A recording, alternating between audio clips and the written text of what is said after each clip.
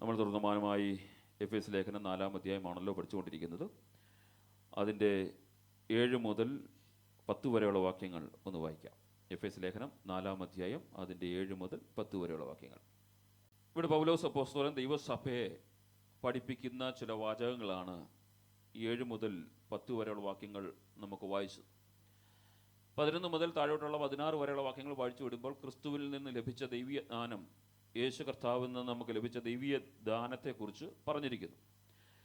ഈ 7-ാം വാക്യത്തിലും അതുതന്നെയാണ് പറഞ്ഞത്, ക്രിസ്തുവിൽ നമുക്ക് ലഭിച്ചിരിക്കുന്ന ദൈവിക ദാനം, കൃപയാൽ ലഭിച്ച ദൈവദാനത്തെക്കുറിച്ച്. എന്നാൽ അതിനു മുമ്പ് 7-ാം വാക്യം തുടങ്ങുമ്പോൾ ഒരു വാക്കവിടെ പറയുന്നുണ്ട്, എന്നാൽ. ആ വാക്കിന് ഒത്തിരി അർത്ഥമുണ്ട്. എന്നാൽ എന്ന് പറഞ്ഞാൽ മുമ്പ് പറഞ്ഞ വാചകങ്ങളെല്ലാം ഒരിക്കൽ കൂടി ഓർപ്പിച്ച് പൗലോസ് അപ്പോസ്തലൻ ദൈവസഭയെ ഓർപ്പിക്കുന്നു. എന്തെന്ന് വെച്ചാൽ, സഭ ഒരു ശരീരമാണ്, ഒരു ആത്മീയ ഐക്യതയുള്ള ദൈവസഭയാണ്, ഒരേ അംഗത്വമുള്ള ദൈവസഭയാണ്. നമ്മൾ കഴിഞ്ഞ ആഴ്ചകളിൽ അത് വ്യക്തമായി പഠിച്ചതാണ്. അതിൻ്റെ 1 മുതൽ 6 വരെയുള്ള വാക്യങ്ങൾ അവിടെ ഓർപ്പിച്ചിട്ട് പൗലോസ് അപ്പോസ്തലൻ ഇവിടെ പറയുകയാണ്, എന്നാൽ നിങ്ങൾക്ക് ലഭിച്ചിരിക്കുന്ന യേശു ക്രിസ്തുവിൻ്റെ കൃപയുടെ ദാനത്തിൻ്റെ അളവറ്റ അല്ലെങ്കിൽ ആ അളവിന് ഒത്തവണ്ണം കൃപ ലഭിച്ചിരിക്കുന്നു. ഈ രാത്രിയിൽ ഇവിടെ കടന്നു വന്നിരിക്കുന്ന ദൈവസഭ ദൈവവചനത്തിനു പഠനത്തിനു വേണ്ടി കടന്നു വരിക ഞാൻ നിങ്ങൾക്കും കർത്താവ് ഒരു കൃപ നൽകിയിട്ടുണ്ട്. ഇവിടെ ഇരിക്കുന്ന ആർക്കും കൃപ ലഭിക്കാതെ പോയിട്ടില്ല. എല്ലാവർക്കും ഒരു ദൈവകൃപ കർത്താവ് തന്നിട്ടുണ്ട്. നമ്മുടെ കഴിവിൻ്റെ, ആത്മീയ കഴിവിൻ്റെ പക്വതയ്ക്ക് ഒത്തവണ്ണം കർത്താവ് ഒരു ദൈവകൃപ നമുക്ക് നൽകിയിട്ടുണ്ട്. നമുക്കാർക്കും അത് ലഭിച്ചില്ല എന്ന് പറയാൻ കഴിയത്തില്ല. ആ ദൈവകൃപയുടെ അളവ് എന്താണെന്ന് തിരിച്ചറിഞ്ഞ് ഞാനും നിങ്ങൾ രക്ഷിക്കപ്പെട്ട ദൈവകൃപയുടെ ദൈവസഭയുടെ ഭാഗമായി തീർന്ന ആ നിമിഷം മുതൽ നമുക്ക് പരിശുദ്ധാത്മാവിനാൽ ലഭിച്ച ദൈവകൃപയ്ക്ക് ഒത്തവണ്ണം ദൈവസഭയിലും കർത്താവിൻ്റെ വേലയിലും ആയിത്തീരുവാൻ നമുക്ക് സാധിക്കണം. ഇവിടെ പൗലോസ് അപ്പോസ്തലൻ താഴോട്ടുള്ള വാക്യങ്ങൾ വായിച്ചു വരുമ്പോൾ പൗലോസ് പറയാണ്, നിങ്ങൾക്ക് ലഭിച്ച ക്രിസ്തുവിൻ്റെ ദാനത്തിൻ്റെ അളവിന് ഒത്തവണ്ണം കൃപ ലഭിച്ചിരിക്കുന്നു. അപ്പോൾ ഈ രാത്രിയിലും നമ്മൾ ചിന്തിക്കണം, നമുക്ക് ലഭിച്ച ദൈവകൃപ എന്താണെന്ന് തിരിച്ചറിയണം. ഇവിടെ കടന്നിരിക്കുന്ന ദൈവദാസന്മാർക്ക് മാത്രമല്ല ദൈവകൃപ ലഭിച്ചിരിക്കുന്നത്. കർത്താവിനെ അറിഞ്ഞ, കർത്താവിനെ സ്വീകരിച്ച് പരിശുദ്ധാത്മാവിൻ്റെ നിറവിൽ ദൈവത്തെ ആരാധിക്കുന്ന എനിക്കും നിങ്ങൾക്കും ഒരു ദൈവകൃപ ലഭിച്ചിട്ടുണ്ടെങ്കിൽ ആ ദൈവകൃപ എന്താണെന്ന് തിരിച്ചറിഞ്ഞ് അതിനെ വർദ്ധിപ്പിച്ച് ക്രിസ്ത്യ ജീവിതം മുന്നോട്ട് നയിക്കുവാൻ കഴിയണം. അതിനാണ് യേശു കർത്താവ് നല്ലൊരു ഉദാഹരണം ഉപമയിലൂടെയൊക്കെ പറഞ്ഞിരിക്കുന്നതായി നമുക്ക് വിശുദ്ധ വേദപുസ്തകം സുവിശേഷങ്ങൾ വായിച്ചു വരുമ്പോൾ കാണുവാൻ കഴിയുന്നുണ്ട്. മത്തായി എഴുതിയ സുവിശേഷം 25-ാം അധ്യായം അതിൻ്റെ 15-ാം വാക്യം താഴോട്ട് വാക്യങ്ങൾ വായിച്ചു വരുമ്പോൾ, ഒരുവന് 5 താലന്ത്, ഒരുവന് 2 താലന്ത്, ഒരുവന് 1 താലന്ത്, ഇങ്ങനെ അവൻ്റെ പ്രാപ്തിക്കൊത്തവണ്ണം കൊടുത്തു. നമുക്ക് ആ ചരിത്രം മൊത്തം അറിയാം. ഈ 5 താലന്ത് ലഭിച്ചവൻ 5 കൂടി നേടി, 2 മേടിച്ചവൻ 2 കൂടി നേടി. പക്ഷെ 1 താലന്ത് ലഭിച്ചവൻ മാത്രം അവന് ലഭിച്ച ദൈവകൃപ അവൻ അതിനെ മറച്ചു വെച്ച് കർത്താവിൻ്റെ ഭയത്തെ വെളിപ്പെടുത്തുന്നതായിട്ട് നമുക്ക് കാണുവാൻ കഴിയുന്നത്. ഈ രാത്രി എന്നെക്കാൾ പ്രിയ സഹോദരങ്ങളെ, നമുക്കൊരു ദൈവകൃപ ലഭിച്ചിട്ടുണ്ട്. ഒന്നിലത് പ്രാർത്ഥിക്കുവാനുള്ള ദൈവകൃപയായിരുന്നേക്കാം, ഒന്നിൽ ദൈവസഭയിലേക്ക് ആരെങ്കിലും ഒക്കെ കൊണ്ടുവരുവാനുള്ള ദൈവകൃപയായിരുന്നേക്കാം, ഒന്നിൽ മറ്റേതെങ്കിലും രീതിയിലുള്ള സുവിശേഷ വേലയോട് ബന്ധപ്പെട്ട് ലഭിച്ചിരിക്കുന്ന ദൈവകൃപ, പ്രാർത്ഥന ആണെന്ന ദൈവകൃപ നമുക്ക് ലഭിച്ച് ദൈവസഭയുടെ ഭാഗമായി തീർന്നു കഴിഞ്ഞപ്പോൾ ആ പ്രാർത്ഥന കുഴിച്ചിട്ടുകൊണ്ടാണ് പലപ്പോഴും ഞാനും നിങ്ങളും ജീവിക്കുന്നത്. കാരണം ആ ടാലൻറ്റിനെ, ദൈവകൃപയെ വർദ്ധിപ്പിക്കുവാൻ പലപ്പോഴും നമ്മൾ മടി കാണിക്കുന്നവരാണ്. ഈ രാത്രിയിൽ ഒന്ന് ശോധന ചെയ്യണം, എനിക്ക് ലഭിച്ച ദൈവകൃപ ഒന്ന് വർദ്ധിപ്പിക്കുവാൻ കഴിഞ്ഞിട്ടുണ്ടോ, അതോ എനിക്ക് ലഭിച്ച ദൈവകൃപയിൽ ഞാൻ ഒതുങ്ങി മുന്നോട്ട് പോകുകയാണോ എന്ന് ഈ രാത്രി ഒന്ന് തിരിച്ചറിയണം. പൗലോസ് അപ്പോസ്തലൻ അതുകൊണ്ടാണ് ദൈവസഭയെ, ഏക ശരീരമാകുന്ന, ഏക ആത്മാവ് പ്രാപിച്ച, ഏക സ്നാനത്താൽ നിറയപ്പെട്ട ദൈവസഭ ക്രിസ്തുവിൻ്റെ ദാനത്തിന് ഒത്തവണ്ണം ആ ദൈവകൃപ ലഭിച്ച് ദൈവസഭയിൽ പ്രാർത്ഥിക്കണം. അതുകൊണ്ടാണ് പൗലോസ് അപ്പോസ്തലനെ ഈ റോമാലേഖനം 12-ാം അധ്യായത്തിലേക്ക് വായിച്ചു വരുമ്പോൾ അതിൻ്റെ 3-ാം വാക്യത്തിൻ്റെ അവസാന വാക്യം വായിച്ചു വരുമ്പോൾ, ഞാൻ എനിക്ക് ലഭിച്ച ദൈവകൃപയാൽ നിങ്ങൾ ഓരോരുത്തരോടും പറയുന്നു, ഭാവിക്കേണ്ടതിനു സുബോധമാവണ്ണം ഭാവിക്കേണ്ടതിന് ജ്ഞാനിക്ക് ലഭിച്ച ദൈവകൃപ. അതിന് മുന്നിൽ ഒരു വാക്കും കൂടി പറഞ്ഞിട്ടുണ്ട് പൗലോസ് അപ്പോസ്തലൻ. ആ ദൈവകൃപ എന്താണ്, എങ്ങനെ ആകരുത് എന്നും കൂടെ പറഞ്ഞിട്ടാണ് പറയുന്നത്. ഭാവിക്കേണ്ടതിന് മീതെ ഭാവിച്ചുയരാതെ ദൈവം അവനവന് വിശ്വാസത്തിൻ്റെ അളവ് പങ്കിട്ടതുപോലെ സുബോധമാകവണ്ണം ഭാവിക്കേണ്ടതിന് ഞാൻ എനിക്ക് ലഭിച്ച ദൈവകൃപ. അപ്പം പൗലോസ് അപ്പോസ്തലന് ലഭിച്ച ദൈവകൃപയ്ക്കകത്ത് ഒത്തിരി പ്രശംസിക്കുവാനും ഒത്തിരി പുകഴുവാനും ഒത്തിരി വാചകങ്ങൾ പറയുവാനും ഒത്തിരി ആത്മപ്രശംസയൊക്കെ നേടുവാനൊക്കെ പൗലോസ് അപ്പോസ്തലന് കഴിയുമെങ്കിലും പൗലോസോട് പറയാണ്, ഭാവിക്കേണ്ടതിന് മീതെ ഭാവിച്ചുയരാതെ ദൈവം അവനവന് വിശ്വാസത്തിൻ്റെ അളവിന് ഒത്തതുപോലെ കൊടുത്ത ദൈവകൃപയ്ക്കനുസരിച്ച് ആ ടാലന്റുകൾ ദിനംതോറും വർദ്ധിപ്പിച്ചുകൊണ്ട് ജീവിച്ചെങ്കിൽ മാത്രമേ നമ്മൾ ഓരോരുത്തരും ദൈവകൃപ പ്രാപിച്ചെന്ന് പറയാൻ കഴിയുള്ളൂ. പലപ്പോഴും നമ്മുടെ പ്രാർത്ഥനയിലും നമ്മുടെ ആരാധനയിലും നമ്മൾ ദൈവകൃപ പ്രാപിച്ചെന്ന് പറയുമ്പോൾ നമുക്ക് ലഭിച്ച ചെറിയൊരു ദൈവകൃപ, ആ ദൈവകൃപയിൽ ഞാനും നിങ്ങളും പലപ്പോഴും പ്രശംസ കണ്ടെത്തിക്കൊണ്ട് ഒന്നിൽ പ്രസംഗിക്കാനുള്ള കഴിവായിരുന്നേക്കാം, ഒന്നിൽ പ്രാർത്ഥിക്കാനുള്ള കഴിവായിരുന്നേക്കാം, ഒന്നിൽ സുവിശേഷം പറയാനുള്ള കഴിവായിരുന്നേക്കാം. നമുക്ക് എന്ത് ദൈവകൃപ നമ്മുടെ അളവിനൊത്തവണ്ണം ലഭിച്ചോ ആ ദൈവകൃപയിൽ പ്രശംസിച്ച് അതിൽ ഒതുങ്ങിക്കൂടുമ്പോൾ പൗലോസ് പറയാണ്, ആ ദൈവകൃപ വർദ്ധിപ്പിക്കുന്നവരായി നമ്മൾ ദിനംതോറും തീരണം. അതുകൊണ്ടാണല്ലോ ഈ 12-ാം അധ്യായത്തിൻ്റെ 6-ാം വാക്യം താഴോട്ട് വായിച്ചു വരുമ്പോൾ പൗലോസ് പറയുന്നത്, നമുക്ക് ലഭിച്ച ദൈവകൃപയ്ക്ക് ഒത്തവണ്ണം വെവ്വേറെ വരമുള്ളതുപോലെ ആ വിശ്വാസത്തിന് ഒത്തവണ്ണം ജീവിച്ചെടുക്കുവാൻ കഴിയണം. മാത്രമല്ല ഈ പൗലോസ് 1 കൊരിന്ത്യർ ലേഖനം 4-ാം അധ്യായത്തിലേക്ക് ഒഴിച്ചു വരുമ്പോൾ ഈ കൃപയെക്കുറിച്ച് പറയുന്ന കുറച്ച് വാചകങ്ങളുണ്ട്. നമുക്ക് നിന്നെ വിശേഷിപ്പിക്കുന്നത് ആര്? ലഭിച്ചതല്ലാതെ നിനക്ക് എന്തുള്ളൂ? ലഭിച്ചതെങ്കിലോ ലഭിച്ചതല്ല, എന്നെപ്പോലെ പ്രശംസിക്കുന്ന എന്ത്? എത്ര ക്ഷണത്തിൽ നിങ്ങൾ തൃപ്തരായിപ്പോയി. ഇവിടെ പൗലോസ് പറയാണ്, നമുക്ക് ദൈവകൃപ ലഭിച്ചതെന്ന് ഓർത്ത് അതിൽ പ്രശംസിക്കുകയല്ല, ലഭിച്ചത് അല്ല, കർത്താവ് നമുക്ക് തന്നതല്ലാതെ വേറൊന്നും നമുക്ക് പറയുവാൻ ഇല്ല. ദൈവകൃപ ലഭിച്ച് ആത്മാവിൽ ദൈവത്തെ ആരാധിക്കുന്ന നമ്മൾ ഓരോരുത്തരും ഒരു കാര്യം ഓർത്തോണം, ഇത് എൻ്റെ കഴിവ് കൊണ്ടോ എൻ്റെ സൗന്ദര്യം കൊണ്ടോ എൻ്റെ വിദ്യാഭ്യാസം കൊണ്ടോ എൻ്റെ കുടുംബത്തിൻ്റെ പാരമ്പര്യം കൊണ്ടോ ലഭിച്ചതല്ല. കർത്താവ് എനിക്ക് തന്ന ആ ദൈവകൃപയ്ക്കനുസരിച്ച് ഞാൻ തൃപ്തരായി പോകുവാനല്ല, ആ ദൈവകൃപ ദിനംതോറും വർദ്ധിപ്പിക്കുന്നവരായി ദിനംതോറുമായി തീരണം.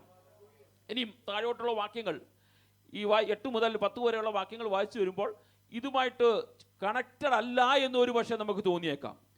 അവിടെ ചില കാര്യങ്ങൾ ശ്രദ്ധേയമായി പൗലോസ് അപ്പോസ്തലൻ 8, 9, 10 വാക്യങ്ങളിൽ ചില കാര്യങ്ങൾ യേശു കർത്താവുമായിട്ട് ബന്ധപ്പെടുത്തി ചില കാര്യങ്ങൾ അവിടെ പറയുന്നുണ്ട്. ഒന്ന് ദാനത്തെക്കുറിച്ച് പറഞ്ഞതിന് ശേഷം താഴോട്ടുള്ള ചില വാക്യങ്ങളാണ്. ഇവിടെ ക്രിസ്തു മനുഷ്യർക്ക് നൽകുന്ന ദാനത്തിൻ്റെ ഒരു ചിത്രമാണ്. കർത്താവ് എന്താണ് ദൈവസഭയ്ക്ക് നൽകിയത്, ദൈവജനത്തിന് നൽകിയത്, മനുഷ്യർക്ക് നൽകിയത് എന്നതിനെക്കുറിച്ച് ഒരു ചിത്രം അവിടെ വരച്ച് കാണിക്കുകയാണ് 8, 9, 10 വാക്യങ്ങളിൽ. ഈ സങ്കീർത്തന പുസ്തകം 68-ാം അധ്യായത്തിൻ്റെ 18-ാം വാക്യത്തെ ഉദ്ധരിച്ചുകൊണ്ടാണ് അവിടെ ചില വാചകങ്ങൾ അവിടെ പറഞ്ഞിരിക്കുന്നത്. നീ ഉയരത്തിലേക്ക് കയറി ഭക്തന്മാരെ പിടിച്ചുകൊണ്ടുപോയി എന്ന് പറഞ്ഞിട്ട് ആ വാക്യങ്ങൾ ഇങ്ങനെ പറഞ്ഞിരിക്കുന്ന ഒരു ചരിത്രമാണ് അവിടെ പറഞ്ഞിരിക്കുന്നത്. ഈ ചരിത്രം പറയുവാനുള്ളൊരു കാരണമുണ്ട്. ശത്രുക്കളിൽ നിന്ന് വിജയം നേടുന്ന ഒരു രാജ്യത്തിൻ്റെ അവസ്ഥയാണ് 68-ാം സങ്കീർത്തനം അവിടെ പറഞ്ഞിരിക്കുന്നത്. അവൻ ഇറങ്ങി എന്ന് പറഞ്ഞാൽ യുദ്ധത്തിന് ഇറങ്ങിയവൻ കയറിയത് വിജയത്തോടു കൂടിയായിരിക്കും. ഇവിടെ പറഞ്ഞിരിക്കുന്ന ആ വാചകങ്ങൾ 8, 9 വാക്യങ്ങൾ നിങ്ങൾ വായിച്ചാൽ മതി. അവിടെ പറഞ്ഞിരിക്കുന്നത് ഈ ശത്രുക്കളെ കീഴടക്കി ജയാളിയായി വരുന്ന സൈന്യത്തെ ആദരിക്കുന്ന ഒരു ചടങ്ങുണ്ട്. അതുപോലെ യേശു കർത്താവ് ഈ ഭൂമിയിലേക്ക് കടന്നു വന്ന് മനുഷ്യൻ ശത്രുവിൻ്റെ വലയത്തിൽ അല്ലെങ്കിൽ പിശാചിൻ്റെ വലയത്തിൽ അകപ്പെട്ടു പോയ മനുഷ്യനെ കാൽവറിയുടെ കുലക്കളത്തിൽ അവൻ ആ ശത്രുവിനെ ജയിച്ച് ഉയർത്തെഴുന്നേറ്റ് സ്വർഗാരോഹണം ചെയ്തു. അതുകൊണ്ടാണ് അവിടെ പറഞ്ഞിരിക്കുന്നത്, ഇറങ്ങി എന്നുകൊണ്ട് കയറിയില്ലെന്ന് വരികയില്ലല്ലോ, ഇറങ്ങിയവൻ കയറാൻ വേണ്ടിയാ ഇറങ്ങിയത്. അവൻ സ്വർഗത്തിലെ സകല മഹിമകളെയും വെടിഞ്ഞ് ഈ താണലോകത്തിലേക്ക് കടന്നു വന്നത് മനുഷ്യൻ വേറൊരു വ്യക്തിത്വത്തിന്റെ അണ്ടറിലായി കടന്ന അവനെ അവിടുന്ന് പിടിച്ചു കയറേറ്റി സ്വർഗസിംഹാസനത്തിലേക്ക് കൊണ്ടുവന്ന് നിത്യത അവന് വേണ്ടി ഒരുക്കുവാൻ വേണ്ടിയാണ് അവൻ ഇറങ്ങിയത്. അവൻ അതുകൊണ്ട് കയറുവാനും ഇടവന്നു. എന്നെ കേൾക്കുന്ന പ്രിയ സഹോദരങ്ങളെ, പൗലോസ് പറയാണ്, യേശു കർത്താവിനെ കുറിച്ചുള്ള ചിന്തയിൽ ദൈവസഭകൾക്കകത്ത് വലിയ ദുരുപദേശങ്ങളൊക്കെ കടന്നു വന്നപ്പോൾ, മരിച്ചു അടക്കപ്പെട്ടു അവിടം കൊണ്ട് തീരുമെന്നാണ് യേശു കർത്താവിനെ ക്രൂശിച്ചവരും യേശു കർത്താവിനെ ഉപദ്രവിച്ചവരും യേശു കർത്താവിനെ ക്രൂശീകരണത്തിലേക്ക് നയിച്ചവരൊക്കെ ചിന്തിച്ചത്.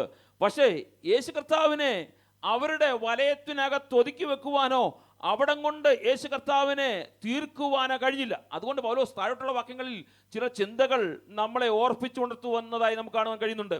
ജീവിതത്തിന് അത്തരത്തിലുള്ളൊരു മഹത്തായ ഒരു ലക്ഷ്യമാണ് യേശു കർത്താവ് നൽകി തന്നത്. യേശു കർത്താവ് പറയാണ്, ഞാൻ ഇറങ്ങിയത് ചിലതിനെ വിടുവിച്ചെടുക്കുവാൻ വേണ്ടിയാണ്. അങ്ങനെയാണെങ്കിൽ ഈ രാത്രിയിൽ നമ്മളൊന്ന് ചിന്തിക്കണം, യേശു കർത്താവ് ഇറങ്ങിയതിനൊരു ലക്ഷ്യമുണ്ട്. ആ ലക്ഷ്യത്തിൽ ഞാൻ എത്തിച്ചേരുവാൻ കഴിഞ്ഞിട്ടുണ്ടോ? കാരണം ജീവിതത്തിന് അത്തരത്തിലുള്ള ഒരു അർത്ഥവും ഒരു ലക്ഷ്യവും യേശു കർത്താവ് നമുക്ക് നൽകി തന്നിരിക്കുന്നു.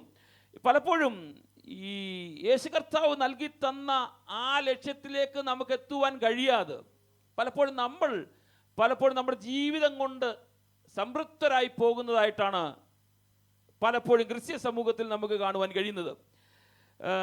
ലക്ഷ്യമില്ലാതുള്ള ജീവിതം നയിക്കുന്നതായിട്ടാണ് പലപ്പോഴും ആത്മീയരെ കാണുവാൻ കഴിയുന്നത്.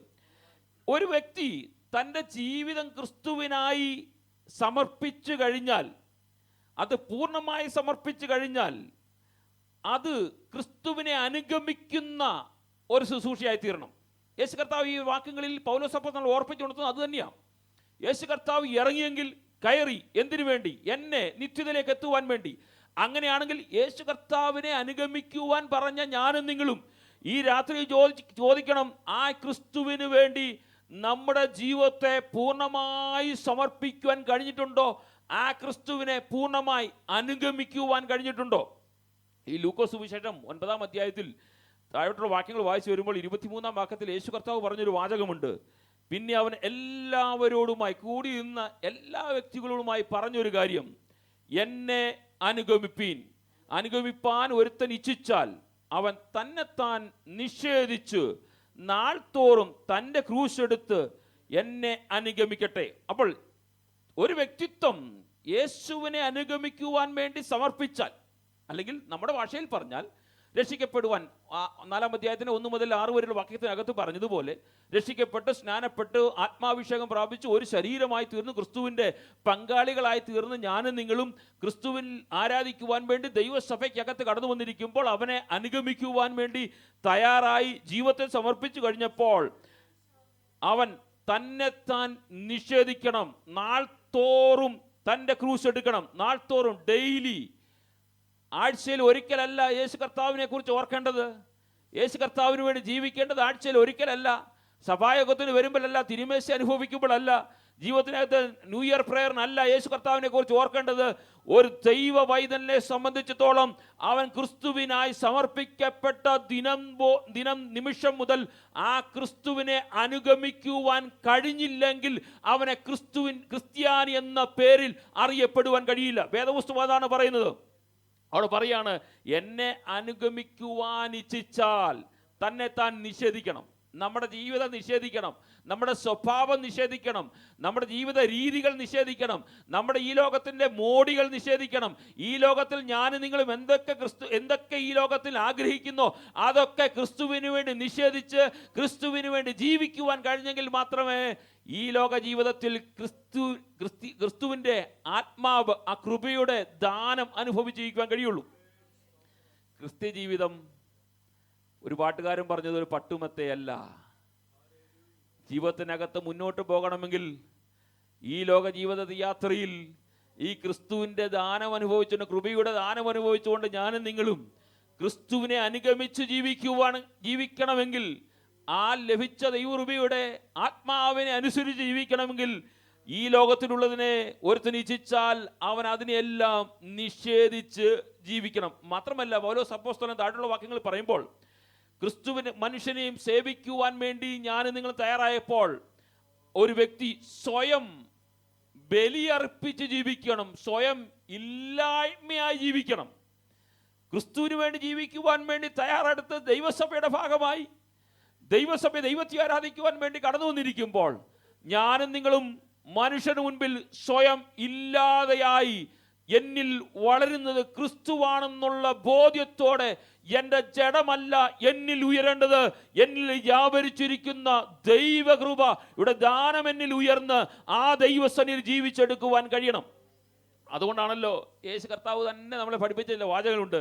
മത്തായി സുവിശേഷം 16-ാം അധ്യായത്തിൻ്റെ 25-ാം വാക്യം വായിച്ചു വരുമ്പോൾ ഇപ്രകാരം കാണുന്നു: ആരെങ്കിലും തൻ്റെ ജീവനെ രക്ഷിക്കാൻ ഇച്ഛിച്ചാൽ അതിനെ കളയും. ഏതിനെ കളയും? പ്രാപിച്ചെന്ന് ഞാനും നിങ്ങളും വിചാരിച്ചിരിക്കുന്ന ആരെങ്കിലും സ്വന്തം ജീവനെ രക്ഷിക്കാൻ വേണ്ടി ഇച്ഛിച്ചാൽ നിത്യത കളയും. എൻ്റെ നിമിത്തം ആരെങ്കിലും തൻ്റെ ജീവനെ കളഞ്ഞാൽ അതിനെ കണ്ടെത്തും.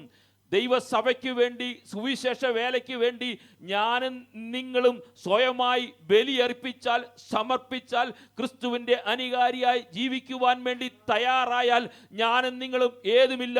ജീവിതത്തിൻ്റെ കഷ്ടങ്ങൾ കടന്നു വന്നാലും, ശോധനകൾ കടന്നു വന്നാലും, ജീവിതത്തിൽ മരണം കടന്നു വന്നാലും ഞാനും നിങ്ങളും സ്വയമായി ക്രിസ്തുവിന് വേണ്ടി ആ ജീവനെ കളഞ്ഞാൽ അത് കണ്ടെത്തും. എന്ത് കണ്ടെത്തും? നിത്യത കണ്ടെത്തും. ആ സ്വർഗസിംഹാസനം കണ്ടെത്തും. ക്രിസ്തുവിനോടുള്ള ദൈവീയ മുഖാമുഖം കണ്ട് അവനെ ആരാധിക്കുന്നത് കണ്ടെത്തും. പക്ഷേ സുവിശേഷ വേലയിൽ ദൈവസഭയുടെ ഭാഗമായി സ്നാനപ്പെട്ട് ദൈവകൃപയിൽ വന്നെന്ന് പേര് പറയും. ദൈവസഭയ്ക്ക് വിരുദ്ധമായിട്ടോ ദൈവവചനത്തിന് വിരുദ്ധമായിട്ടോ ജീവിക്കുന്നെങ്കിൽ ഞാനും നിങ്ങളും ഈ ലോകത്തിന്റെ പാപത്തെ ചുമന്നുകൊണ്ട് ഈ ലോകത്തിന്റെ പാപരീതിയിൽ ജീവിച്ച് ഈ ലോകത്തിന്റെ ഇഷ്ടങ്ങൾ ചെയ്ത് ജീവിക്കുന്നെങ്കിൽ നമ്മൾ എന്തിനെ കളയും? ഒരുപക്ഷെ പേരുകൊണ്ട് ഞാൻ വിശ്വാസിയാണെന്ന് പറഞ്ഞേക്കാം, പക്ഷെ നിത്യത നമുക്ക് ലഭിക്കത്തില്ല.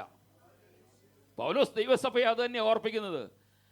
എൻ്റെ പ്രിയ സ്നേഹിതരെ, ഞാൻ നിങ്ങളും കൂട്ടത്തിൽ പാട്ട് പാടിക്കൊണ്ട് എങ്ങനെയെങ്കിലും അങ്ങ് എത്തിച്ചേരാം, ആരുടെയെങ്കിലും കെയർ ഓഫ് പറഞ്ഞുകൊണ്ട് അങ്ങ് എത്താമെന്ന് വിചാരിച്ചാൽ നടക്കത്തില്ല.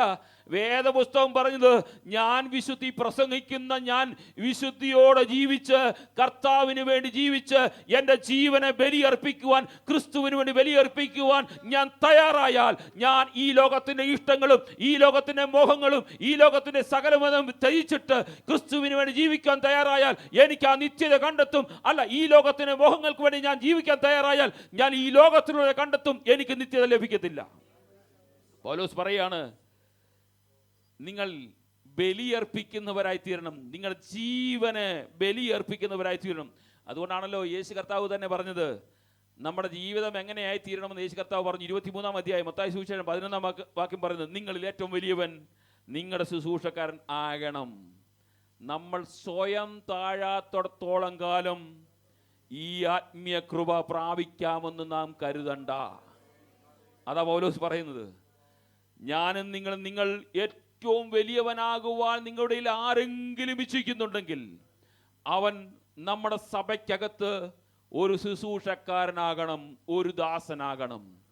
നമുക്ക് ലഭിച്ച ദൈവകൃപ എന്ന് പറഞ്ഞാൽ ഇതിൻ്റെ ആഴം മനസ്സിലാക്കി കഴിയുമ്പോൾ സ്വർഗത്തിലെ സകല മഹിമകളെയും വെടിഞ്ഞെട്ടി താണലോകത്തിലേക്ക് ഇറങ്ങി വന്നിട്ട് ശിഷ്യന്മാരുടെ കാലുകൾ കഴിയിട്ട് കാൽവറി ക്രൂശിൽ 3 ആണികളിൽ യാഗമായി തീർന്ന യേശു കർത്താവിനെ ഓർക്കുമ്പോൾ, എന്തിനു വേണ്ടി? എൻ്റെ നിങ്ങളുടെ പാപത്തിൻ്റെ പരിഹാരത്തിന് വേണ്ടി ഒരു യേശു കർത്താവ് ഒരു ദാസനായി തീർന്നെങ്കിൽ യേശു കർത്താവിൻ്റെ ശിഷ്യന്മാരായ നമ്മളും അതേ സ്വഭാവം പുലർത്തിയെങ്കിൽ മാത്രമേ നമ്മൾ ക്രിസ്തുവിൻ്റെ അനുയായിയായി ദൈവകൃപ പ്രാപിച്ചെന്ന് പറയാൻ കഴിയുള്ളൂ. അതുകൊണ്ടാണ് ലൂക്കോസ് സുവിശേഷം 22-ാം അധ്യായത്തിൻ്റെ 26-ാം വാക്യം പറയുന്നത്, നിങ്ങളോ അങ്ങനെയല്ല, നിങ്ങളിൽ വലിയവൻ ഇളവനെ പോലെയും നായകൻ ശുശ്രൂഷകന്മാരെ പോലെയും ആകട്ടെ. കാരണം നമുക്ക് ശ്രേഷ്ഠത ഒന്നും പറയുവാൻ ഇതിനകത്തില്ല എന്ന് പൗലോസ് നമ്മളെ പഠിപ്പിക്കുകയാണ്. ദൈവസഭയുടെ ശുശ്രൂഷയോട് ബന്ധപ്പെട്ട്, ദൈവസഭയുടെ ആരാധനയോട് ബന്ധപ്പെട്ട്, ദൈവസഭയുടെ നിത്യതയോട് ബന്ധപ്പെട്ട് എനിക്കും നിങ്ങൾക്കും ഒരു ശ്രേഷ്ഠതയും ഇതിനകത്ത് പറയാനില്ല. ഞാൻ ഇതിനകത്ത് വന്നു കഴിഞ്ഞാൽ ഞാൻ ക്രിസ്തുവിന് ബലിയർപ്പിക്കുന്ന ഒരു വ്യക്തിയായി മാറും. കാരണം എൻ്റെ ജീവൻ നിലനിർത്തുന്നതും എൻ്റെ ജീവന് അധികാരമുള്ളതും യേശുവിന് മാത്രമേ ഉള്ളൂ, അല്ലെ ക്രിസ്തുവിന് മാത്രമേ ഉള്ളൂ. കാരണം ഇന്നെൻ്റെ ജീവൻ പോയാലും നമുക്കൊന്ന് ചേർന്ന് പറയാൻ കഴിയണം, ഞാൻ അവിടെയാണ്. കാരണം ഈ ലോകത്തിന് വേണ്ടിയല്ല നമ്മുടെ ജീവിതം നയിക്കുന്നത്. ഞാൻ വേഗം കടന്നു പോകട്ടെ. ഇനിയും ഒരു വ്യക്തി ക്രിസ്തുവിനെ അനുകരിക്കുകയാണെന്ന് പറയുമ്പോൾ അവൻ്റെ ആത്മസ്വഭാവം വരികയും ഈ ജഡസ്വഭാവം മാറിപ്പോവുകയും ചെയ്യണം. നമ്മൾ ഈ നാലാം അധ്യായത്തിന് 1 മുതൽ താഴോട്ടുള്ള വാക്യം വായിച്ചു 6 വാക്യത്തിൽ വരുമ്പോൾ ഒരു സ്നാനത്തെക്കുറിച്ചൊക്കെ കഴിഞ്ഞ ദിവസങ്ങൾ കണ്ടു. അപ്പോൾ നമ്മൾ ഇവിടെ കടന്നിരിക്കുന്ന മിക്കപേരും രക്ഷിക്കപ്പെട്ടവർ, സ്നാനപ്പെട്ടവർ, ഞാൻ ഉൾപ്പെടെ രക്ഷിക്കപ്പെട്ട് സ്നാനപ്പെട്ട് ദൈവകൃപയിൽ പരിശുദ്ധാത്മാഭിഷേകം പ്രാപിച്ച് ദൈവത്തിൻ ആത്മാവിനാൽ നിറഞ്ഞ് കർത്താവിനെ ആരാധിക്കുന്നവരാണ് നമ്മൾ ഓരോരുത്തരും.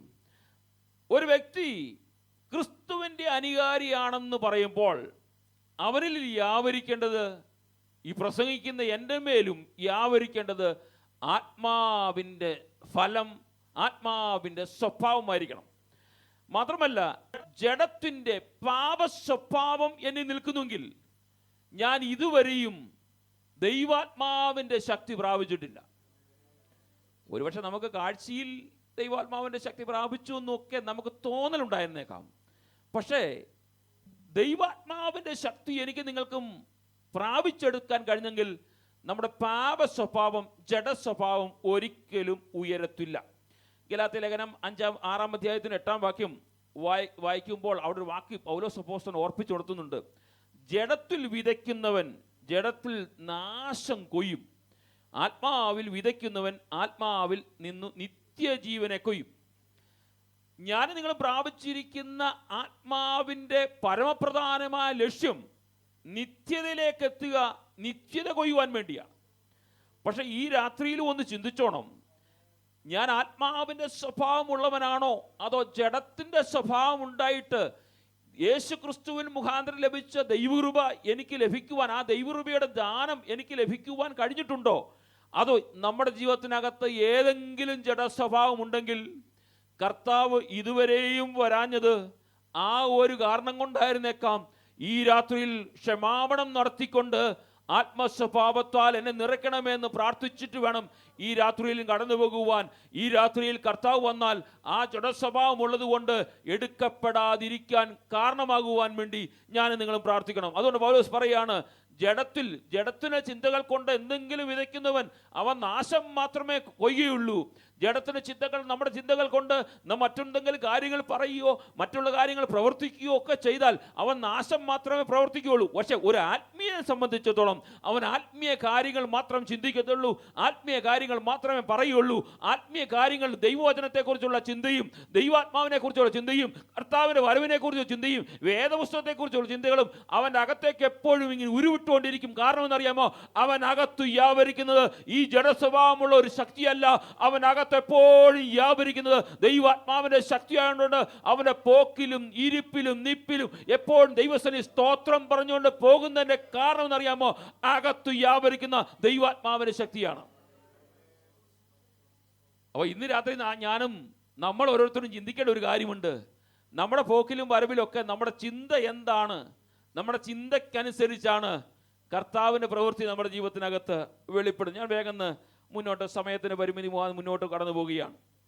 ഇനിയും ഈ താഴോട്ടുള്ള വാക്യങ്ങൾ വായിച്ചു വരുമ്പോൾ നമുക്കറിയാം, വിശ്വാസികൾ ലഭിക്കുന്ന ദൈവീയ ദാനത്തെക്കുറിച്ചും അവകാശത്തെക്കുറിച്ചും അതിന് ക്രിസ്തു നൽകി തന്ന വലിയൊരു പങ്ക് ആണ് അതിൽ 9 വാക്യവും 10 വാക്യവും ഒക്കെ നമ്മളെ പഠിപ്പിക്കുന്നത്.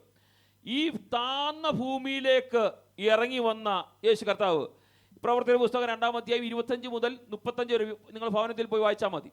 വാക്യങ്ങൾ വായിച്ചു വരുമ്പോൾ ഈ വാക്കുകളുടെ അർത്ഥം വളരെ വ്യക്തമായി അവിടെ രേഖപ്പെടുത്തിയിട്ടുണ്ട്. പ്രവർത്തന പുസ്തകം 2 അധ്യായം 25 മുതൽ 35 വാക്യങ്ങൾ വായിച്ചു വരുമ്പോൾ ഈ ഭൗമ ലോകത്തിലേക്ക് ഇറങ്ങി വന്ന ഒരു യേശു കർത്താവിനെയാണ് അവിടെ കാണുവാൻ കഴിയുന്നത്.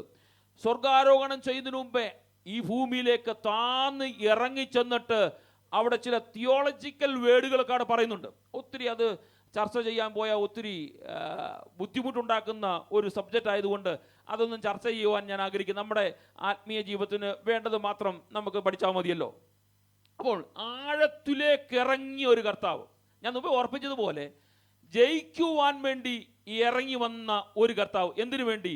മനുഷ്യനെ, അന്ധകാരത്തിൽ കടന്ന, ശത്രുവിൻ്റെ വലയത്തിൽ കടന്ന മനുഷ്യനെ വിടിവിച്ചെടുക്കുവാൻ വേണ്ടി ഇറങ്ങി. അതുകൊണ്ടാണല്ലോ അവിടെ പറഞ്ഞിരിക്കുന്നത്, ഈ കയറി എന്നതിനാൽ അവൻ ഭൂമിയുടെ അതോ ഭാഗത്ത് ഇറങ്ങിയെന്ന് വരുന്നില്ലയോ, ഇറങ്ങിയെങ്കിൽ അവൻ കയറുന്നവനുമാണ്. ചരിത്രം ഇപ്രകാരമാണ് പറയുന്നത്. അന്നുണ്ടായിരുന്ന സമൂഹം മുഴുവനും വിചാരിച്ചത് യേശു കർത്താവിനെ, അവൻ്റെ പ്രവൃത്തിയെ, അവൻ്റെ അത്ഭുതങ്ങളെ ഒക്കെ ഇവിടം കൊണ്ട്, അവൻ്റെ ക്രൂശീകരണ മരണം കൊണ്ട് കല്ലറയ്ക്കകത്ത് ഒതുക്കാമെന്ന് വിചാരിച്ച് അവനെ കല്ലറയ്ക്കകത്ത് അടക്കുവാൻ ഇടവന്നു. പക്ഷേ അവിടെ പൗലോസ് പറയുന്നൊരു വാചകം, അവൻ ഇറങ്ങി വന്നവനാണെങ്കിൽ ചിലത് നേടിക്കൊണ്ട് കയറിപ്പോകുവാൻ വേണ്ടിയാണ് ഇറങ്ങി വന്നത്. എൻ്റെ പ്രിയ സഹോദരങ്ങളെ, ഈ രാത്രിയിൽ ഞാനും നിങ്ങൾ ചിന്തിക്കണം, നമുക്കൊരു യോഗ്യതയുമില്ല എന്ന സ്ഥാനത്ത് യേശു കർത്താവ് ഈ ഭൂമിയിൽ, താണ ഭൂമിയിലേക്ക് ഇറങ്ങി വന്നു. എന്തിനു വേണ്ടി? എനിക്ക് നിങ്ങൾക്കും ഒരു സ്വർഗ സിംഹാസനം ഒരുക്കുവാൻ വേണ്ടി അവൻ കയറിപ്പോയി. നമുക്ക് മുമ്പേ അവൻ കയറിപ്പോയി. എന്തിനു വേണ്ടി? നമുക്ക് ഒരു ഭവനം ഒരുക്കുവാൻ വേണ്ടി. ആ ഭാഗങ്ങളൊക്കെ ഒത്തിരി വിശദീകരിക്കാൻ പോയാൽ ഒരുപക്ഷെ നമുക്കത് അത്രമാത്രം ഉൾക്കൊള്ളുവാൻ കഴിയത്തില്ല എന്നുള്ള കാര്യം നമ്മൾ ചിന്തിക്കണം. ഞാൻ ഭാഗം അവിടെ നിർത്തുകയാണ്. അപ്പോൾ യോഹന്നാൻ സുവിശേഷം 12-ാം അധ്യായത്തിലേക്ക് കടന്നു വരുന്നു. 12-ാം അധ്യായം 31-ാം വാക്യത്തിൽ യേശു കർത്താവിൻ്റെ വാചകങ്ങൾ അവിടെ ഒത്തിരി പറയുവാൻ കഴിഞ്ഞിട്ടുണ്ട്. ഇപ്പോൾ ഈ ലോകത്തിന് ന്യായവിധിയാകുന്നു. ഇപ്പോൾ ലോകത്തിൻ്റെ പ്രഭുവിനെ പുറത്തു ഞാനോ ഭൂമിയിൽ നിന്ന് ഉയർത്തപ്പെട്ടാൽ, അവിടെ പറയുന്നൊരു വാചകം 32-ാം വാക്യം, ഞാനോ ഭൂമിയിൽ നിന്ന് ഉയർത്തപ്പെട്ടാൽ എല്ലാവരെയും എങ്കലേക്ക് ആകർഷിക്കും. അതുവരെ ലോകം ചിന്തിച്ചിരുന്നത്, സമൂഹം ചിന്തിച്ചിരുന്നത്, യേശു കർത്താവിനെ ഇവിടം കൊണ്ട് ഒതുക്കി അവനെ ഇല്ലായ്മ ചെയ്യാമെന്ന് വിചാരിച്ചപ്പോൾ അവിടെ പറയാണ്, ഞാൻ ഉയർത്തപ്പെട്ട് കഴിഞ്ഞാൽ, ഉയരങ്ങളിലേക്ക് പോയി കഴിഞ്ഞാൽ എങ്കിലേക്ക് സകലരെയും ആകർഷിക്കും. അതുകൊണ്ടാണ് പൗലോസ് അപ്പോസ്തലൻ കൊലോസ്യ ലേഖനത്തിൽ 2-ാം അധ്യായത്തിൻ്റെ 15-ാം വാക്യം വായിച്ചു, വാഴ്ചകൾക്കും അധികാരങ്ങൾക്കും ആയുധവർഗം വെപ്പിച്ചു ക്രൂശിൽ അവരുടെ മേൽ ജയോത്സവം കൊണ്ടാടി അവരെ പരസ്യമായ കാഴ്ചയാക്കി. ആരെ? ശത്രുവിനെ പരസ്യ കാഴ്ചയാക്കി. ഉയർക്കത്തില്ല എന്ന് സീല് ചെയ്ത സ്ഥാനത്ത് ഈ താഴഭൂമിയിലേക്ക് ഇറങ്ങി വന്ന യേശു കർത്താവ് സ്വർഗാരോഹണം ചെയ്ത് ശത്രുവിൻ്റെ തലയെ തകർത്തെങ്കിൽ, ഈ രാത്രിയിൽ എന്നെ പ്രിയ സഹോദരങ്ങളെ, നമുക്കും ഒരു ജയോത്സവം കൊണ്ടുപോകാനുണ്ട്. ജീവിത യാത്രയിൽ ഏത് പ്രതിസന്ധി കടന്നു വന്നാലും വാഴ്ചകൾക്കും അധികാരങ്ങൾക്കും ആയുധങ്ങൾക്കും വെപ്പിച്ച ക്രൂശിൽ അവരുടെ മേൽ ജയോത്സവം കൊണ്ടാടിയ ഒരു കൃപയുടെ ദാനം എനിക്ക് നൽകി തന്നിട്ടുണ്ട്. ആ കൃപയുടെ ദാനം ഞാനും നിങ്ങളും പ്രാപിച്ചു കഴിഞ്ഞാൽ ഈ ലോകത്തിൻ്റെ കഷ്ടതയും ഈ ലോകത്തിൻ്റെ വേദനയും എനിക്ക് പ്രശ്നമല്ല. കാരണം ഇവിടുന്ന് തന്നെ ഉയർപ്പിക്കുന്ന ഒരു ശക്തിയാണ് എൻ്റെ ശരീരത്തിനകത്ത് വ്യാപരിക്കുന്നത്. അതുകൊണ്ട് നമ്മുടെ ജീവിതയാത്രയിൽ ഈ ക്രിസ്തുവിനെ അറിഞ്ഞു പോകുമ്പോൾ ആ കൃപ എത്രത്തോളം ഞാൻ നിങ്ങളും പ്രാപിച്ചിട്ടുണ്ടെന്ന് ഈ രാത്രി ഒന്ന് ശോധന ചെയ്യണം. ഞാൻ ആദ്യം ഓർപ്പിച്ചതുപോലെ, മത്തായി സുവിശേഷത്തിൽ പറഞ്ഞതുപോലെ, ലഭിച്ച ടാലൻറ്റ്, ലഭിച്ച ദൈവകൃപയുടെ ദാനം, ആ ദാനം എന്തെങ്കിലും ഉപയോഗിക്കുവാൻ കഴിഞ്ഞിട്ടുണ്ടോ? അതോ രക്ഷിക്കപ്പെട്ട ദിവസം പുസ്തകം തുറന്ന് വായിച്ച് പ്രാർത്ഥിച്ചു കഴിഞ്ഞിട്ട് പിന്നെ ഇതുവരെയും അതിനെക്കുറിച്ച് ദൈവകൃപയുടെ ഒരു മുന്നേറ്റം വരുവാൻ കഴിഞ്ഞിട്ടില്ലെങ്കിൽ, കർത്താവ് ലഭിച്ചിട്ട് പോയിട്ട് വരുമ്പോൾ ചോദ്യം ചോദിക്കുന്നുണ്ട്, എൻ്റെ പ്രിയ മകനെ, മകളെ, നിന്നിലേൽപ്പിച്ച ആ ടാലന്റ് എന്തിയേ? അതാണ് വേദപുസ്തകം പറയുന്നത്. ഇവിടുന്ന് നമ്മളെല്ലാം അങ്ങ് മേളിൽ ചെല്ലും. അവിടെ ചെല്ലുമ്പോൾ നമ്മുടെ കരം ദൈവസന്നിധിയിൽ ബലപ്പെട്ട് നിൽക്കുമോ? രക്ഷിക്കപ്പെട്ടു എന്ന് പറഞ്ഞിട്ട് കാര്യമില്ല, സ്നാനപ്പെട്ടു എന്ന് പറഞ്ഞിട്ട് കാര്യമില്ല, ദൈവസഭയുടെ ഭാഗമായെന്ന് പറഞ്ഞിട്ട് കാര്യമില്ല. പക്ഷെ ഇവിടെ ഇരിക്കുന്ന എനിക്കും നിങ്ങൾക്കും എല്ലാവർക്കും കർത്താവ് കൃപ തന്നിട്ടുണ്ട്. ആ കൃപ വർദ്ധിപ്പിക്കുവാൻ കഴിഞ്ഞിട്ടില്ലെങ്കിൽ ഈ രാത്രിയിലും ഞാനും നിങ്ങളും കർത്താവ് സന്നിധിയിൽ ഒന്ന് ശോധന ചെയ്ത് ജീവിക്കേണ്ടത് ആവശ്യമാണ്. എബ്രായലേഖനം 12-ാം അധ്യായത്തിൽ 2-ാം അധ്യായത്തിലേക്ക് വരുമ്പോൾ 14-ാം വാക്യം ഇപ്രകാരം, മക്കൾ ജഡരക്തവനോട് കൂടിയവർ ആകൊണ്ട് അവൻ അവരെ പോലെ ജഡരക്തം കൂടിയവനായി മരണത്തിന് അധികാരിയായ പിശാചിനെ തൻ്റെ മരണത്താൽ നീക്കി ജീവമരണം മരണഭീതിയിൽ അടിമകളായിരുന്നവരെ ഒക്കെയും വിടുവിച്ചു. അവിടെ പറഞ്ഞു, തൻ്റെ മരണത്താൽ, ക്രിസ്തുവിൻ്റെ മരണത്താൽ നീക്കി ജീവപര്യന്തം മരണഭീതിയിൽ അടിമകളായിരുന്നവരൊക്കെയും കർത്താവ് വിടുവിച്ചു. അപ്പം മരണഭയം വരുന്നവർക്ക് ആർക്കാന്നും കൂടെ അവിടെ പൗലോസ് അപ്പോസ്തലൻ വ്യക്തമാക്കിയിട്ടുണ്ട്. മരണഭീതിയിൽ ആ അടിമകൾ അവർ പ്രാപിച്ചിരിക്കുന്ന ആത്മാവ് ഈ ലോകത്തിൻ്റെ ആത്മാവാണ്. ഒരു ദൈവ പൈതൽ, പൗലോസ് പറയാണ്, ദൈവ പൈതൽ പരിശുദ്ധാത്മാവിൻ്റെ ശക്തി പ്രാപിച്ചിട്ടുണ്ടെങ്കിൽ അവൻ്റെ അകത്ത് മരണഭയം ഉണ്ടാകത്തില്ല. ജനിച്ചവരെല്ലാം മരിക്കണം, ഇന്നല്ലെങ്കിൽ നാളെ മരിക്കണം. നമ്മളൊക്കെ എത്രയോ ചെറുപ്പക്കാരെ ഈ ദിവസങ്ങളൊക്കെ ഭൂമിയിൽ മാറ്റപ്പെട്ടു പോകുന്നത്. എൻ്റെ പ്രിയ സ്നേഹിതരെ, മരണമല്ല ഇമ്പോർട്ടൻ്റ്, മരിച്ചു കഴിഞ്ഞാൽ എന്തായിത്തീരുമെന്ന ഇമ്പോർട്ടൻ്റ്. മരിച്ചു, പക്ഷെ മരിച്ചു കഴിഞ്ഞാൽ എൻ്റെ അവസ്ഥ എന്തായിത്തീരുമെന്ന് നമ്മളൊന്ന് ശോധന ചെയ്യണം. നമ്മുടെ ജീവിതയാത്രയിൽ ഈ ലോകത്തിൽ 100 വയസ്സ് വരെ ജീവിച്ചേക്കാം എന്നുള്ളതല്ല ഏറ്റവും ഇമ്പോർട്ടൻ്റ്. എൻ്റെ മരണത്തിൽ അടിമയായിരുന്ന, ഈ ലോകത്തിന് അടിമയായിരുന്ന എന്നെ ക്രിസ്തുവിൻ്റെ സ്നേഹത്താൽ, ക്രൂശിലെ സ്നേഹത്താൽ വിടുവിക്കപ്പെട്ടതിൻ്റെ ഉദ്ദേശ ലക്ഷ്യം ആ നിത്യതയിലേക്ക് എന്നെ അവകാശിയാക്കി തീർക്കുവാൻ വേണ്ടിയാണെങ്കിൽ, കർത്താവേ, ഈ രാത്രിയിൽ എൻ്റെ മരണം സംഭവിച്ചാൽ ഞാൻ അങ്ങ് എത്തിച്ചേരുമോ എന്നുള്ള ഒരു ചോദ്യം എപ്പോഴും നമ്മുടെ ജീവിതത്തിനകത്ത് നല്ലതാണ്. ഞാൻ വേഗം കടന്നു പോവുകയാണ്. ഇനി മൂന്നാമത് അതിൻ്റെ 10-ാം വാക്യം പറയുന്നത്, ഒരു മഹത്വം ക്രിസ്തു നമുക്ക് വേണ്ടി ചെയ്തു. എന്തിനു വേണ്ടി? അവൻ സ്വർഗത്തിൽ കയറി സകലത്തിനെയും നിറവിനാൽ നിറയ്ക്കുവാൻ കഴിഞ്ഞു. കാരണം പ്രപഞ്ചത്തിൻ്റെ സകലത്തിൻ്റെയും അധികാരിയായി ആക്കി തീർക്കുക. ഇറങ്ങിയതിന് സകലത്തെയും നിറയ്ക്കേണ്ടതിന് സ്വർഗത്തിന് മീതെ കയറിയവനുമാകുന്നു.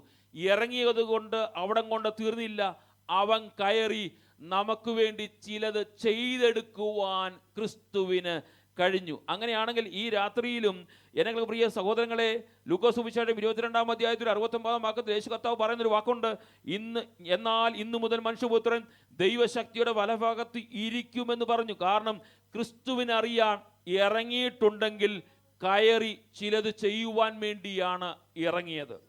എഫെസ്യ ലേഖനം 1-ാം അധ്യായം 20-21 വാക്യങ്ങളൊക്കെ അതിനെ ബന്ധിപ്പിക്കുന്ന ചില വാചകങ്ങളാണല്ലോ. അങ്ങനെയാണെങ്കിൽ ഇന്ന് രാത്രിയിലും ഞാനും നിങ്ങളും ആ ക്രിസ്തുവിൻ്റെ മഹത്വം മനസ്സിലാക്കി എടുക്കുവാൻ കഴിയണം. ഈ വാക്കുകൾ ക്രിസ്തുവിൻ്റെ ദാനത്തിൻ്റെ കൃപയുടെ വലിപ്പം നമുക്ക് ലഭിച്ചു കഴിഞ്ഞപ്പോൾ, ക്രിസ്തു എന്തിനു വേണ്ടിയാണ് ഇറങ്ങിയത്? ഈ ലോകത്തിലെ മനുഷ്യനെ വിടുവിച്ച് സ്വർഗത്തിലേക്ക് കയറുവാൻ വേണ്ടി ഇറങ്ങിയെങ്കിൽ ആ ക്രിസ്തുവിൻ്റെ മഹത്വം മനസ്സിലാക്കി ജീവിക്കുവാൻ കഴിഞ്ഞില്ലെങ്കിൽ നമ്മുടെ ക്രിസ്ത്യ ജീവിതം അർത്ഥശൂന്യമാണ്. ക്രിസ്തു വന്നെന്ന് പറഞ്ഞിട്ട് കാര്യമില്ല, ക്രിസ്തു നമ്മുടെ ജീവിതത്തിനകത്ത് കയറിയെന്ന് പറഞ്ഞിട്ട് കാര്യമില്ല, ഞാൻ നിങ്ങൾ ദൈവസഭയുടെ ഭാഗമാണെന്ന് പറഞ്ഞിട്ട് കാര്യമില്ല. ആ ക്രിസ്തു കാണിച്ചു വന്ന മഹത്വത്തിന് ഒത്തവണ്ണം ജീവിക്കാൻ കഴിഞ്ഞില്ലെങ്കിൽ നമ്മുടെ ഈ കാലഘട്ടത്തിൽ നമ്മുടെ ജീവിത രീതികളൊക്കെ മാറിപ്പോയി. നമ്മുടെ പിതാക്കന്മാർ കാണിച്ചെന്ന മാതൃകളെല്ലാം മാറിപ്പോയി. 1-ാം നൂറ്റാണ്ടിൽ അപ്പോസ്തലന്മാർ കാണിച്ചെന്ന മാതൃകൾ മാറിപ്പോയി. എന്തിനേറെ പറയുന്നു, 100 വർഷങ്ങൾക്ക് മുമ്പ് നമ്മുടെ ദൈവസഭകൾക്ക് ആരംഭം കുറിച്ച ദൈവദാസന്മാർ കാണിച്ചെന്ന മാതൃകളെല്ലാം മാറിപ്പോയി. എന്താ കാരണം എന്നറിയാമോ? നമുക്ക് എന്തോ ഒന്ന് ലഭിച്ചെന്ന് തോന്നിയപ്പോൾ അതിൽ തൃപ്തരായിക്കൊണ്ട് ദൈവസ്നേഹം നമ്മളിൽ നിന്ന് കുറഞ്ഞുപോയി. അപ്പോൾ നമ്മുടെ ആത്മീയജീവിതം നമ്മൾ തന്നെ ഒന്ന് ശോധന ചെയ്യണം. നമ്മുടെ പിതാക്കന്മാർ കാണിച്ചെന്നൊരു മാതൃകയുണ്ട് നമുക്ക്. ആ മാതൃകയിൽ ക്രിസ്തുവിനെ, ആ മഹത്വം ഓർത്തുകൊണ്ട് എന്തിനു വേണ്ടിയാണ് ഞാൻ ദൈവസഭയുടെ ഭാഗമായി തീർന്നത്, എന്തിനു വേണ്ടിയാണ് ഈ വിശുദ്ധ വേദപുസ്തകം എടുത്തത്, എന്തിനു വേണ്ടിയാണ് ഞാൻ സ്നാനപ്പെട്ടത് എന്നുള്ള ആ ഒരൊറ്റ ചിന്തയുകൊണ്ട് മുന്നോട്ട് പോയെങ്കിൽ മാത്രമേ നിത്യത്തിലേക്ക് എത്തുവാൻ കഴിയുള്ളൂ. പലപ്പോഴും നമ്മുടെ ചിന്തകൾ മാറിപ്പോയി. നമ്മൾ എന്തിനു വേണ്ടിയോ വന്നു, എന്തോ ഒരു നന്മ നമുക്ക് ലഭിച്ചു. ആ ലഭിച്ചപ്പോൾ ആ ദൈവകൃപയിൽ അല്ലെങ്കിൽ ആ ലഭിച്ച നന്മയിൽ നമ്മൾ തൃപ്തരായിട്ട് അല്ലെങ്കിൽ തൃപ്തി അടഞ്ഞിട്ട് നമുക്ക് ജീവിതം ഒരു ലാവിഷായിട്ട് എങ്ങനെയെങ്കിലും തല്ലിക്കുട്ടി മുന്നോട്ട് പോകുവാൻ വേണ്ടി ആഗ്രഹിക്കുമ്പോൾ, എൻ്റെ പ്രിയ സ്നേഹിതരെ, ഈ രാത്രി കർത്താവ് നമ്മൾ ആരും പോകുകയില്ല. നമ്മൾ ഈ രാത്രി ഒന്ന് ശോധന, ഈ നിരന്തരമായിട്ട് ഈ ദൈവസഭയിൽ ദൈവദാസന്മാർ ക്രിസ്തുവിൻ്റെ വരവിനെ വിളിച്ചു പറയുന്നതിൻ്റെ, ദൈവദാസന്മാർ ഉൾപ്പെടെ വിളിച്ചു പറയുന്നതിൻ്റെ ഉദ്ദേശ ലക്ഷ്യമെന്നറിയാമോ? എബനേസർ ദൈവസഭയിൽ ദോഹയിൽ കൂടിക്കൊണ്ടിരിക്കുന്ന ദൈവദാസന്മാരും ദൈവമക്കളും ആരും കർത്താവിൻ്റെ വരവിൽ ഇവിടെ കാണപ്പെടുവാൻ പാടില്ല, രൂപാന്തരം പ്രാപിച്ചു പോകുന്നവരായി മാറണം. ഈ രാത്രിയിൽ നമ്മളെ തന്നെ ഒന്ന് ശോധന ചെയ്യണം. കർത്താവേ, അങ്ങയുടെ വരവിൽ ആ സ്വർഗത്തിൻ്റെ വലഭാഗത്ത് എനിക്ക് വേണ്ടി ഭവനമൊരുക്കുവാൻ പോയ അങ്ങ് രണ്ടാമതും കാഹളം ധ്വനിക്കുമ്പോൾ ആ ശബ്ദം കേൾക്കുവാൻ എൻ്റെ കാത് അടയപ്പെട്ടിരിക്കുകയാണോ അതോ തുറന്നിരിക്കുകയാണോ? ഈ രാത്രിയിൽ ഒന്ന് ശോധന ചെയ്യുവാൻ കഴിയണം. അടുത്ത ഞായറാഴ്ച ഈ എഫേസ്യ ലേഖനത്തിൻ്റെ ബാക്കിയുള്ള 11 മുതലുള്ള താഴോട്ടുള്ള വാക്യങ്ങൾ പഠിപ്പിക്കാമെന്ന് എനിക്കൊരു ഉറപ്പോ നിശ്ചയവുമില്ല. പക്ഷെ ഒരു ഉറപ്പ് നമ്മൾ പ്രാപിക്കണം. പഠിപ്പിക്കാൻ പറ്റിയില്ലെങ്കിൽ കർത്താവേ, ആ കാഹളം ധ്വനിക്കുമ്പോൾ എൻ്റെ കാത് അതിനടയപ്പെടുവാൻ അനുവദിക്കരുത്. ആ കാഹളത്തിന് ശബ്ദം കേട്ടിട്ട് എൻ്റെ ജീവിതത്തിനകത്ത് എന്തെങ്കിലും ജഡസ്വഭാവം ഉണ്ടെങ്കിൽ, പാപ സ്വഭാവം ഉണ്ടെങ്കിൽ, ഇതുവരെ ഞാൻ വെച്ചു പുലർത്തിയ എന്തെങ്കിലും സ്വഭാവം ഉണ്ടെങ്കിൽ, കർത്താവെ, കോപമായിരുന്നോട്ടെ, ജീവിതത്തിൻ്റെ ഏതെങ്കിലും അശുദ്ധിയായിരുന്നോട്ടെ, കർത്താവെ, ഈ രാത്രിയിൽ ഇന്നലെ വരെ എനിക്ക് ആ സ്വഭാവം ഉണ്ടായിരുന്നു, ഇന്നലെ വരെ ഞാൻ അത് ചെയ്ത വ്യക്തിയാണ്, ഇന്നലെ വരെ അതിൻ പ്രകാരമാണ് ഞാൻ ജീവിച്ചത്. പക്ഷെ ഈ രാത്രിയിൽ, ഈ സഭായോഗ നടുവിൽ ഞാൻ നിന്നോട് ക്ഷമ ചോദിക്കും കർത്താവെ, ഈ രാത്രിയിൽ അങ്ങ് വന്നാൽ എനിക്ക് പോകുവാൻ കഴിയണം. നമ്മുടെ ആത്മാവിൻ്റെ സ്വഭാവം നമ്മൾ ധരിക്കുന്നവരായി തീരണം. എൻ്റെ പ്രിയ സ്നേഹിതരെ, നമുക്കൊന്നും ഈ ലോകത്ത് നേടുവാൻ കഴിഞ്ഞില്ലെങ്കിലും, നമ്മുടെ കുഞ്ഞുങ്ങൾക്ക് ഒത്തിരി ശ്രേഷ്ഠതയൊന്നും കൊടുക്കുവാൻ കഴിഞ്ഞില്ലെങ്കിലും, ഞാനും എൻ്റെ കുടുംബവും എൻ്റെ കർത്താവിനോടൊപ്പം ആ മുഖത്തെ കണ്ടുകൊണ്ട് എനിക്ക് മഹത്വം നൽകി തന്ന, എനിക്ക് എൻ്റെ ജീവൻ നൽകി തന്ന, എനിക്ക് നിത്യത ഒരുക്കി തന്ന ആ കർത്താവിൻ്റെ മുഖം ഞാനും എൻ്റെ കുടുംബവും കാണുമെന്ന് ദൈവാത്മാവ് വിളിച്ചു പറയുവാൻ കഴിയണം. ലോകത്തിലെ ഏറ്റവും വലിയ ശ്രേഷ്ഠത എന്ന് പറഞ്ഞാൽ അത് മാത്രമേ നമുക്കുള്ളൂ. നമ്മൾ നമ്മുടെ കുടുംബം ഒന്നിച്ച് കർത്താവിനെ ആരാധിക്കുകയും കർത്താവിൻ്റെ വരവിൽ എടുക്കപ്പെടുകയും. വരവിൽ എടുക്കപ്പെടുന്ന വ്യക്തിപരമാണെങ്കിലും നമുക്ക് ജീവിത വിശുദ്ധിയോട് ജീവിക്കുവാൻ കഴിഞ്ഞെങ്കിൽ നമ്മുടെ ജീവിതയാത്രയിൽ വേറൊന്നും ലഭിച്ചില്ലെങ്കിലും അതുമാത്രം മതി. പൗലോസ് പറയാണ്, ഇറങ്ങിയവൻ കയറിയതിൻ്റെ ഉദ്ദേശ ലക്ഷ്യം ഒന്ന് മാത്രമേ ഉള്ളൂ, അവൻ നിങ്ങൾക്ക് വേണ്ടി സ്ഥലമൊരുക്കുവാൻ വേണ്ടി. അതിനുശേഷം പൗലോസ് അപ്പോസ്തലൻ ആരൊക്കെയാണ് ദൈവദാനം, കൃപയുടെ ദാനം ആർക്കൊക്കെ ലഭിച്ചു, ദൈവസഭയുടെ ഭാഗമായിരിക്കുന്ന ആർക്കൊക്കെ ദൈവകൃപയുടെ ദാനം ലഭിച്ചു എന്ന് താഴോട്ടുള്ള വാക്യങ്ങൾ പറയുന്നുണ്ട്. അങ്ങനെയാണെങ്കിൽ ഈ രാത്രി നമ്മളിന്ന് ശോധന ചെയ്തുകൊണ്ട്, ഈ ജഡത്തിൻ്റെ സ്വഭാവം നമ്മുടെ ജീവിതത്തിനകത്തുണ്ടെങ്കിൽ, ഈ പ്രസംഗിക്കുന്ന ഞാൻ ഉൾപ്പെടെ നമ്മുടെ ജീവിതത്തിനകത്തുണ്ടെങ്കിൽ, ഇന്ന് രാത്രി ക്ഷമ ചോദിച്ചുകൊണ്ട്, കർത്താവേ, അങ്ങയുടെ വരവിന് വേണ്ടി വിശുദ്ധിയോട് ജീവിക്കുവാൻ സർവശക്തിയുള്ള ദൈവത്തിൻ്റെ ആത്മാവിൻ്റെ കൃപ എനിക്ക് തരണമെന്ന് ആത്മാർത്ഥമായി പ്രാർത്ഥിക്കാം. ഈ വചനങ്ങളാൽ കർത്താവ് നമ്മെ അനുഗ്രഹിക്കുമാറാകട്ടെ.